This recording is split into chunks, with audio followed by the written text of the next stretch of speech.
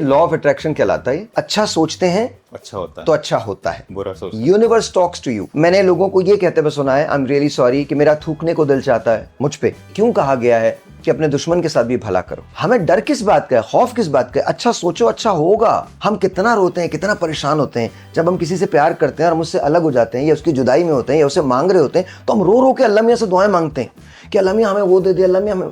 कभी खुदा के लिए रोए हो?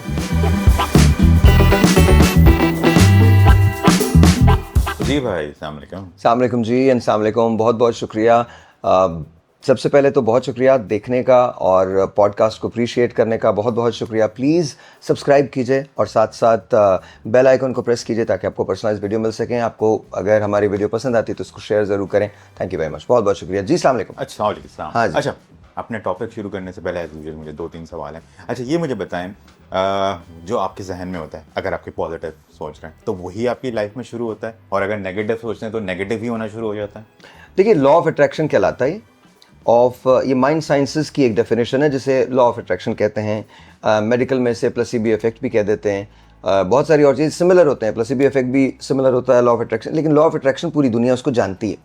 लॉ ऑफ अट्रैक्शन क्या होता है कि अगर आप अच्छा सोच, आपने सुना होगा ना, बुजुर्गों की कहावत है, अच्छा सोचते हैं अच्छा होता है तो अच्छा होता है। बुरा सोचते यूनिवर्स टॉक्स टू यू। बुरा सोचते हैं तो बुरा होता है तो बुरा होता है। आप अगर फाते बनना चाहते हैं तो फाते का रवैया या एटीट्यूड अपनाना बहुत ज़रूरी है। और उसमें एटीट्यूड में घूमते मत रहो, एटीट्यूड के अंदर मैं फाते हूँ, मैं कॉन्करर हूँ, मैं ये नहीं। उसके पीछे काम ज़रूर होना चाहिए, अदरवाइज खाली एटीट्यूड काम नहीं आता।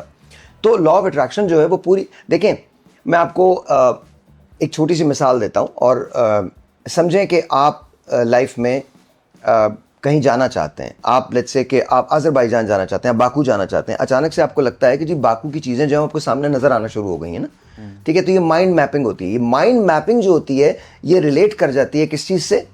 लॉ ऑफ अट्रैक्शन से। अब वो लॉ ऑफ अट्रैक्शन जो है वो लॉ ऑफ अट्रैक्शन की पहली सीढ़ी होती है माइंड मैपिंग, ठीक है। माइंड मैपिंग का मतलब ये क्या है कि उसने अपॉर्चुनिटी के डोर्स जो हैं वो आपके सामने लाके छोड़ दिए।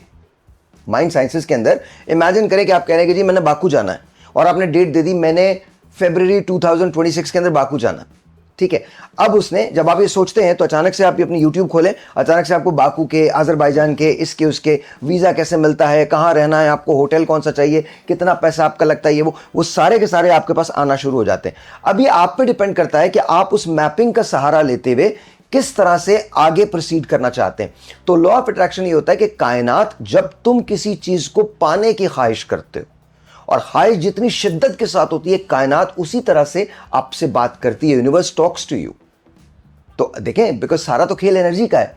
आप इसी मिट्टी के हैं, इसी मिट्टी में जाएंगे। हमने, याद है, हमने टेस्ला की बात की थी। फ्रीक्वेंसीज हैं, तो ये अर्थ की भी एक फ्रीक्वेंसी है। इसी तरह से आपकी बॉडी की भी एक फ्रीक्वेंसी है, अर्थ की भी एक एनर्जी है, आपकी भी एक एनर्जी है, आपका भी एक ऑरा है, अर्थ का भी एक ऑरा है। तो ये सब फ्रीक्वेंसीज जब आपस के अंदर मिलती हैं तो आप बात करना शुरू हो जाते हैं। This is what it is. Tesla ने हमेशा कहा था, थैंक यू बेटा, बहुत शुक्रिया, ये ले जाइएगा, बहुत शुक्रिया। टेस्ला ने हमेशा कहा था कि अगर साइंस को समझना है तो फितरत को समझना बहुत ज्यादा जरूरी होगा। फितरत को समझने का मतलब क्या है कि यही बात है ना, फ्रीक्वेंसी। एक बात मुझे बताओ, अक्सर ऐसा होता है कि तुम और मैं बात कर रहे होते हैं और मैं अपना जुमला पूरा नहीं अदा कर पाता, और तुम्हें पता होता है कि मैं क्या कह रहा हूं, या राजा को पता होता है, या डॉक्टर साहब को पता होता है, इन लोगों को पता होता है कि जी मैं क्या कह रहा हूं। उसका रीजन क्या होता है? हमारी फ्रीक्वेंसीज मैच करती हैं। कनेक्शन होता है ना। फ्रीक्वेंसी जब मैच कर जाती है तो कनेक्शन हो जाता है। जब कनेक्शन हो जाता है तो क्या होता है? अचानक से आपकी एनर्जी डबल हो जाती है। यूनिवर्स आपके लिए काम करना शुरू कर देती है। जब यूनिवर्स आपके लिए काम करना शुरू कर देती है तो आपका, देखिए, मैंने हमेशा एक बात कही थी, जितना इम्पॉसिबल ड्रीम है सोच लो। इम्पॉसिबल ड्रीम है ना, सोच लो। मानूर, आपके लिए भी है ये। जितना इम्पॉसिबल ड्रीम है सोच लो। जिस वक्त तुम अपने इम्पॉसिबल ड्रीम को सोच लेते हो, उस वक्त 0.00001% ये बात पैदा हो जाती है कि तुम इसको पा लोगे। देखिए, आज जो इलान मस्क बात करता है कि मैंने मार्स पे जाना है या मैंने ये कर, इलान मस्क का पहला दिन सोचो जब उसने ये सोचा था कि मुझे इधर जाना है, पैसा अवेलेबल था? नहीं था। लेकिन क्या विल थी कि मैंने ये करना है? विजन था कि मैंने ये करना है, मुझे यहां जाना है। तो यूनिवर्स ने उसकी हेल्प की। अच्छा, एक और बात याद रखिएगा कि इसके और पीछे बड़े अवामिल है, ठीक है। मैं उन पे नहीं जाऊंगा क्योंकि वो बहुत पॉलिटिकल हो जाएगा। जब मैं उन पर जाऊंगा तो बहुत पॉलिटिकल हो जाएगा, फिर हम उन थ्योरीज़ के अंदर चले जाएंगे जहां मैं आपको ये बताऊंगा कि आप खुद एक एआई का एक्सपेरिमेंट हैं, बहुत सारी और चीज़ें हो जाएंगी। तो मैं I don't want to go there, लेकिन बस ये याद रखो कि जब तुम पॉजिटिव सोचते हो तो पॉजिटिव तुम्हारी ज़िंदगी में आसपास होने लगता है। जब तुम ज़िंदगी में नेगेटिविटी तलाश करते हो तो फिर नेगेटिव होने लगता है। कल रात मैं एक कॉन्वर्सेशन में था तो किसी ने मुझे एक साहब का हवाला दिया जिनकी मैं तारीफ़ कर रहा था कि उन्होंने तो आपके बारे में बड़ी गलत बात की है। अब यकीन माने मुझे उन साहब का वो अमल याद ही नहीं था, और वो अभी रिसेंट 6 महीने पहले उन्होंने मेरे बारे में बहुत गलत बातें की। तो मैं हंसने लगा, तो मुझसे वो साहब कहने लगे ये क्या बात की आपने भाई, मतलब आप तो हंस रहे हैं इस बात पे। मैंने कहा तो क्या मैं रोऊं, मतलब इट्स ओके। मुझे अल्लाह मियाँ ने मेरे अंदर वो चीज़ रखी नहीं है। अल्हम्दुलिल्लाह मैं रात को सोते वक्त इस बात में कभी परेशान नहीं होता कि आपने मेरे बारे में कितनी गलत बातें की हैं। मुझे हमारे एक दोस्त हैं, बहुत बड़े फिल्म डायरेक्टर हैं, बहुत बड़ा नाम है उनका, वो आए, उन्होंने मुझसे बात की, एक हम अल्लाह करे कि हम एक प्रोजेक्ट पे हम साथ काम करें। तो उनके पास एक स्टोरी थी, मुझे कहने लगे साहिर मुझे लगता है कि तुम्हें ये करना चाहिए। मैंने कहा ठीक है, ये हम करते हैं। तो हम बड़ा 3-4 घंटे का वो सेशन था। तो इसके बाद वो मुझसे पूछने लगे कि कहीं ना कहीं वो स्टोरी मुझसे रिलेटेड थी, मेरी सिमिलर थी। वो ये सोच रहे थे कि शायद मैं अंदर से कोई बहुत दुखा हुआ आदमी हूँ। तो मैंने कहा मुझे फ़र्क ही नहीं पड़ता, मुझे जेन्युइनली फ़र्क नहीं पड़ता। उसका रीज़न ये नहीं है कि ये लोग इतने ताकतवर नहीं हैं जो मेरे लिए मीम्स बना रहे हैं या मेरे बारे में गलत बात कर रहे हैं या सही बात कर रहे हैं, जो मैं इतना कॉन्फिडेंट हूं। अल्लाह मियाँ ने मुझे मेरे सब्र से बड़ी मुश्किल दी नहीं है मेरी, और अब तो मैं हर चीज़ से निकल गया हूं। मैंने अपने बारे में गालियां सुनी हैं अल्हम्दुलिल्लाह, और क्लास की गालियां सुनी, कुछ नई गालियां मुझे भी आ गई हैं। कुछ नया ह्यूमर देखा मैंने अपने बारे में। मैंने लोगों को ये कहते हुए सुना है आई एम रियली सॉरी कि मेरा थूकने को दिल चाहता है मुझ पे। मैंने लोगों को ये भी कहते हुए सुना। मुझे हंसी आई ये पढ़ के ना, मैंने उनको मिटाया नहीं, वो आज भी मेरे उस पर मौजूद है, जाके पढ़ लीजिए। मैंने उसे मिटाया नहीं, क्योंकि जब आप कोई बात करते हैं तो आप मेरे बारे में बात नहीं कर रहे, आप अपने आप को दिखा रहे हो कि आप कौन हो। मेरे बारे में आप क्या बात करोगे, आप तो मुझे जानते भी नहीं हो। और मुझे इस बात का पूरा यकीन है आप जब मेरे सामने आओगे और मुझसे मिलोगे तब आपको पता चलेगा कि मैं कौन हूँ। और अक्सर लोगों की तो वैसी सिट्टी गुम हो जाती है, मतलब वो आते हैं ना, मुझे देखते हैं भाई एकदम से भाई, तो मैं तो वैसे ही इन चीज़ों से बहुत गुजरा हूँ। कहने की बात क्या है कि आप पॉजिटिव सोचोगे तो आज अक्सर लोग मुझसे कहते हैं भाई इतना ज़्यादा हो गया, आप कभी कुछ बोलते क्यों नहीं है, आप आगे क्यों नहीं जाते। क्या करूँगा मैंने एक बार एक प्रेस कॉन्फ्रेंस हमने जब रास्ता की हुई थी तो वो मैंने की थी, तो उस पर लोगों ने स्पिन देना शुरू कर दिया, उसका मजाक बनाना शुरू कर दिया, उसको बोलना शुरू कर दिया। बाद में शाहरुख खान साहब की एक फ़िल्म आई, टाइम कैसे चेंज होता है, शाहरुख खान साहब की एक फ़िल्म आई जवान, जिसके अंदर उन्होंने बाद में उन्होंने उसमें कोई बैठ के कोई स्पीच दी है, तो शायद वो कहीं ना कहीं उसमें कोई सिमिलैरिटी मिल गई होगी उनको, मुझे तो नहीं लगी, लेकिन उनको सिमिलैरिटी मिल गई होगी, उन्होंने उस पर मीम्स बनाने शुरू कर दी। मतलब तो मुझे लगता है कि आपने उस जिस्ट को समझा ही नहीं, वो मेरी प्रेस कॉन्फ्रेंस आपने समझी ही नहीं। अगर आप उसे देख लेते, I was fighting for the people. उस दिन के बाद मुझे एहसास हुआ कि मुझे बोलना भी नहीं चाहिए, गलत था मेरा बोलना। इसलिए गलत नहीं था कि मेरा प्रिंसिपल गलत था, मेरा बोलना इसलिए गलत था क्योंकि मुझे इस बात का पूरा यकीन है कि आप जब नेगेटिव तलाश करने निकलते हैं तो आपको नेगेटिव ही मिलता है। मैं ज़िंदगी में कभी भी मुझे नेगेटिव नज़र ही नहीं आता, मैं नेगेटिव को एक्सेप्ट करता हूँ, लेकिन कहीं ना कहीं उस नेगेटिव में पॉजिटिव होता है और मैं उसे तलाश करके उसके पीछे चलता हूँ। मुझे नेगेटिव देखना ही नहीं। मैं क्या होगा, ज़्यादा ज़्यादा क्या होगा यार ज़िंदगी के अंदर, मैं साहिल लोधी हूँ और मैं साहिल लोधी मर जाऊँगा। अल्हम्दुलिल्लाह, अल्हम्दुलिल्लाह, I am glad, I am happy with it. मुझसे अक्सर लोग ये कहते थे, अब शायद उनका थोड़ा सा राय मुख्तलिफ हो गई है, लेकिन अक्सर लोग मुझे कहते हैं मैं एरोगेंट हूँ, मैं बहुत एरोगेंट हूँ। You are not. ये तो आपको लगता है ना, ज़िंदगी में मैंने कभी एरोगेंस का मुझे पता ही नहीं है। मैं किस बात के लिए एरोगेंस हूँगा, एरोगेंस किसी को भी जेब नहीं देती, और मैंने तो कोई ऐसा कारनामा ही नहीं अंजाम दिया कि मैं एरोगेंट हूँ। भाई एक होता ना, अब आइंस्टाइन, उसको आप ये लिबर्टी दे सकते हैं कि वो कहे यार E=mc² मेरा था तो मैं मतलब एरोगेंट हूँ। टेस्ला कह सकता है कि मैंने आपको ये AC करंट दिया तो मैं हो सकता हूँ, उनको भी इजाज़त नहीं है, लेकिन चले बड़े लोग हैं वो कह सकते हैं। या मिचियो काकू कह सकता है कि मैं, या डॉक्टर अब्दुल सलाम कह सकते हैं कि जी वो हैं, अच्छा मेरे पास साइंटिस्ट ही हैं। या मैडम नूरजहां कह सकती थी कि जी मैं मैडम नूर मलका तरन्नुम, माइकल जैक्सन बोल सकता था, नुसरत अली खान साहब बोल सकते थे, पैटी लबेल बोल सकती है, या बहुत सारे, और जावेद मियादाद बोल सकते हैं, खान साहब, इमरान खान साहब बोल सकते थे, कोई और, ये बड़े लोग हैं जिन्होंने बहुत बड़े बड़े काम किए ना। कौन वो है, किसी को भी नहीं कहना चाहिए, क्योंकि मैंने हमेशा सिर्फ एक चीज देखी, हजरत मोहम्मद मुस्तफ़ा सल्लल्लाहु अलैहि वसल्लम, आपसे बड़ी कोई हस्ती नहीं इस पूरी कायनात में। ये कायनात और इससे मिलके जितनी भी बड़ी कायनातें तख्लीक की गई हैं, उसमें हुजूर से बड़ी हस्ती कोई नहीं है। और आप अल्लाह ताला की बारगाह में आजिज़ी को लेके गए, तो सबसे बेहतर बात आजिज़ी है। आपको एक बड़े मज़े की बात बताता हूँ। एक तो टॉपिक तो हम हट गए, टॉपिक पे हम तो कहीं भी चले गए। टॉपिक ये लोग कुछ डिसाइड करते हैं, हमने आज सोचा था आज हम पिरामिड्स के बारे में बात करेंगे, ममीज़ के बारे में बात करेंगे, किसी और प्रोग्राम में। ये बड़ी इंपॉर्टेंट बात है जो भी कर रहा हूँ। ह्यूस्टन रॉकेट्स को गूगल कीजिएगा, बास्केटबॉल की टीम है, ठीक है, और उसके अंदर गूगल कीजिएगा हकीम अलाजुआन, हकीम अलाजुआन, वो ह्यूस्टन रॉकेट्स के स्टार प्लेयर थे और उन्होंने उनके लिए चैंपियनशिप जीती। जितने हम्बल वो थे, जितना मिला करते थे, जिस तरह से वो मिलते थे, वो बड़ा कमाल था। खूबसूरत आदमी था, यू नो। दुनिया के जितने बड़े लोग हैं वो आपको हमेशा हम्बल नजर आएंगे, और कुछ लोग सिर्फ गेम की हद तक एटीट्यूड दिखाते हैं, जैसे the late Kobe Bryant, game की हद तक वो बड़ा एटीट्यूड वाला था, वैसे बहुत अच्छा था। माइकल जॉर्डन गेम की हद तक बहुत एटीट्यूड था, कंपेटिटिव था, लेकिन वैसे ठीक था। सबसे बड़ी मिसाल Muhammad Ali, the great legend, the boxer, the GOAT of all, मतलब ग्रेटेस्ट ऑफ ऑल टाइम्स। आजिज़ी, आजिज़ी थी उसकी।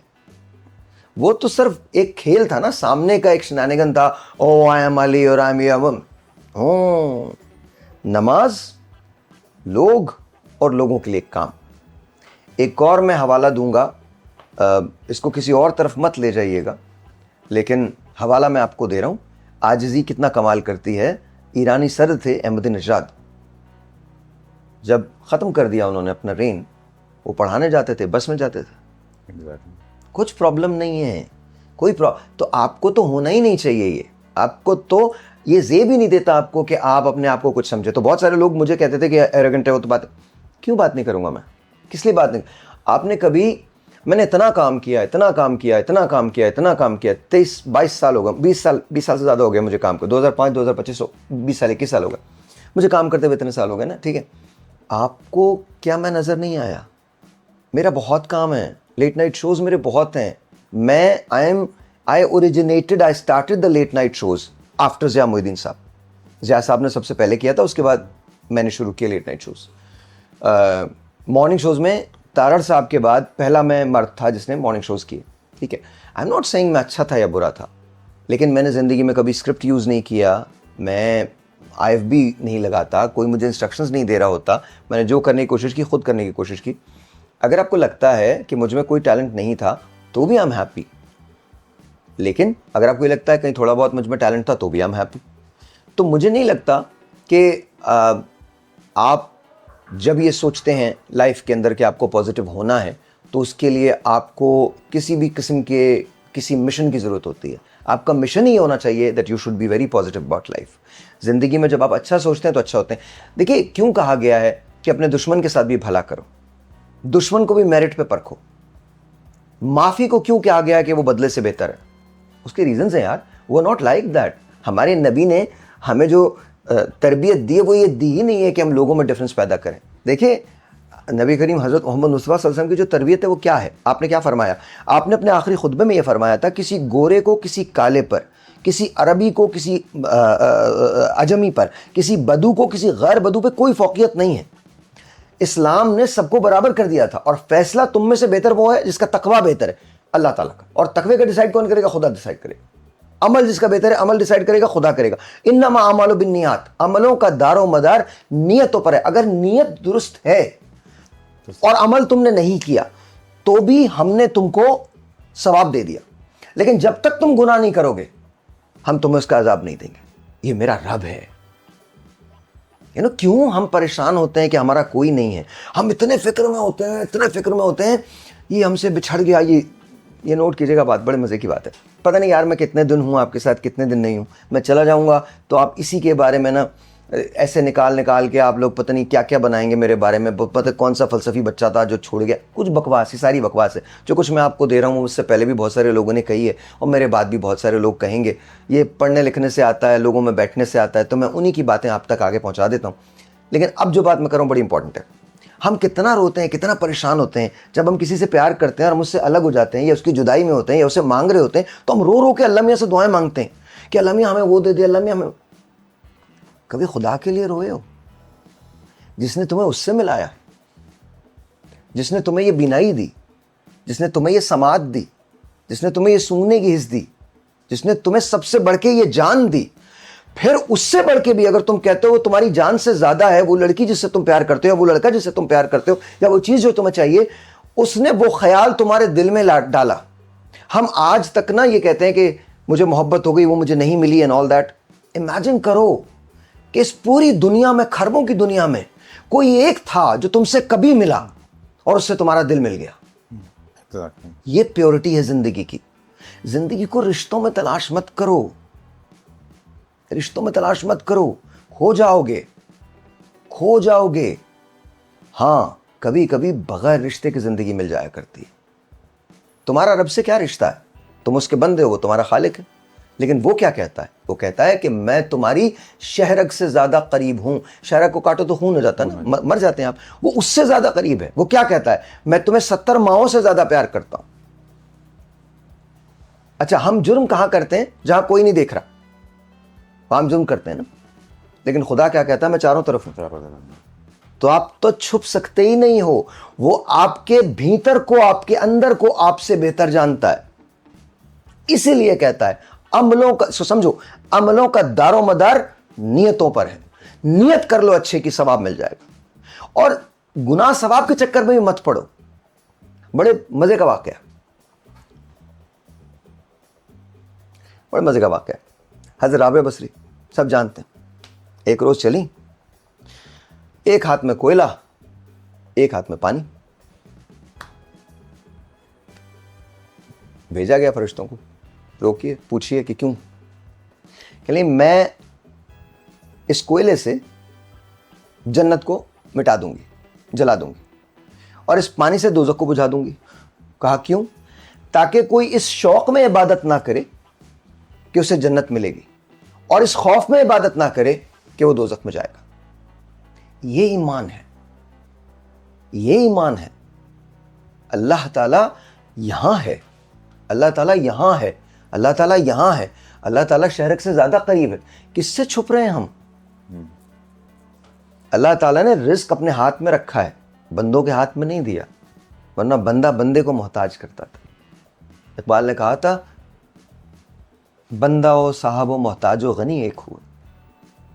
बंदा हो साहबो मोहताजो गनी एक हुए, तेरी सरकार में पहुंचे तो सभी एक हुए।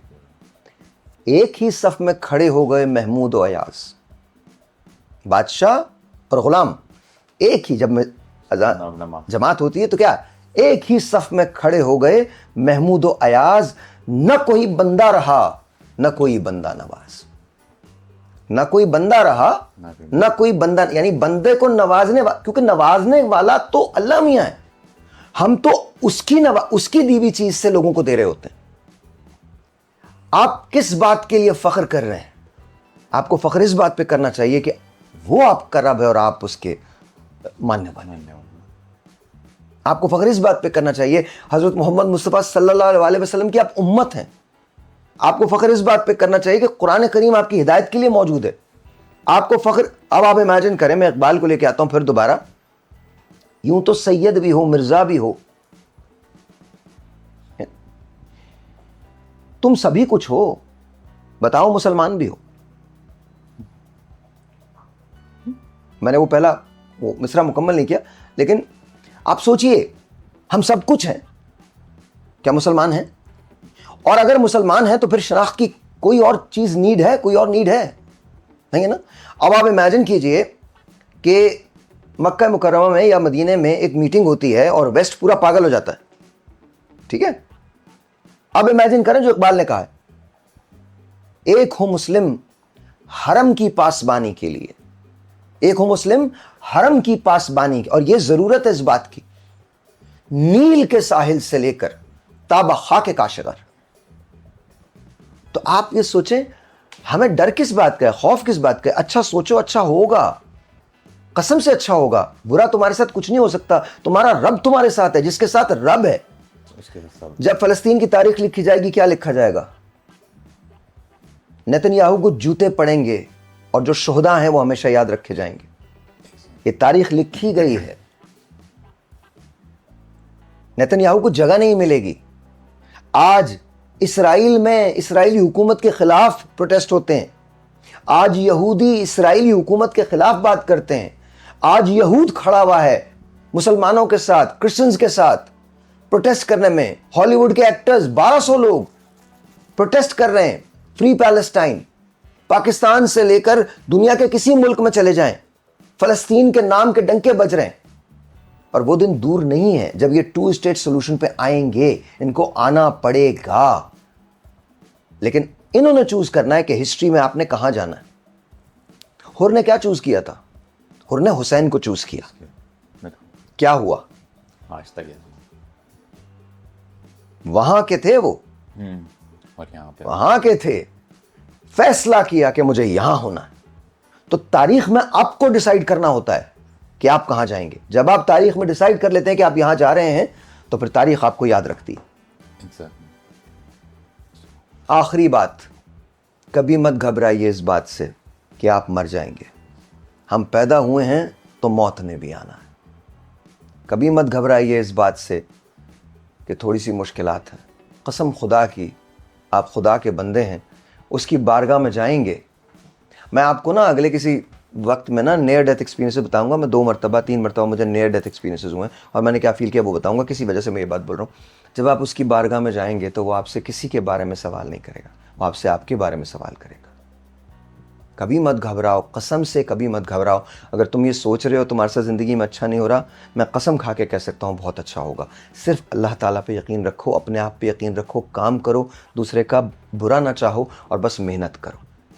मुंह पे मुस्कुराहट रखो, मेरा रब मेरे साथ है। याद रखना, शेब अबी तालिब सोशल बॉयकॉट था, लेकिन फिर वही फाते मक्का बन के गए।